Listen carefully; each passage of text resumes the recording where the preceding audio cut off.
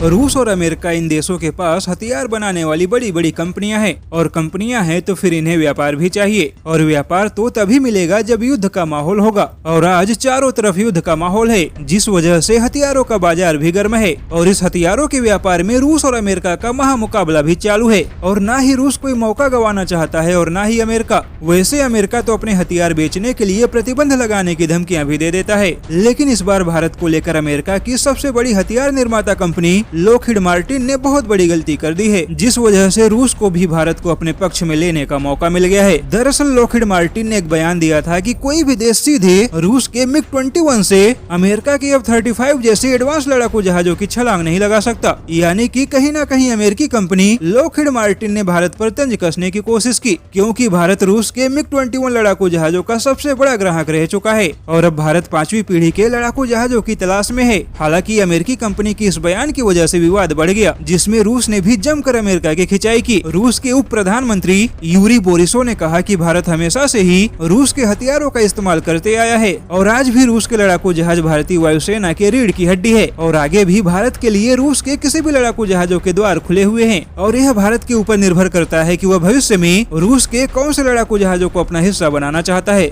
Yuri Borisov ने कहा कि अमेरिका हमेशा से भारत को नजरअंदाज करता आया है और अमेरिका भारत को अपने 5वीं पीढ़ी के लड़ाकू जहाज देने से पहले पुराने मॉडल के एडवांस वर्जन का ग्राहक बनाना चाहता है, जबकि रूस की नजर में भारत 5वीं पीढ़ी के हथियारों के लिए पहली पसंद है। हालांकि विवाद बढ़ने के बाद लॉकहीड मार्टिन ने सफाई दी है कि उनका बयान किसी देश के लिए नहीं था, क्योंकि कंपनी अपने सभी हथियारों को प्रमोट करती है, लेकिन किस देश को कौन से हथियार खरीदने हैं और किस देश को कौन से हथियार बेचने हैं, यह तो उस देश की सरकार तय करती है। वैसे अब लॉकहीड मार्टिन कितनी भी सफाई दे, लेकिन कहीं न कहीं अमेरिकी कंपनी संतुलित बयान देने से चूक गई है।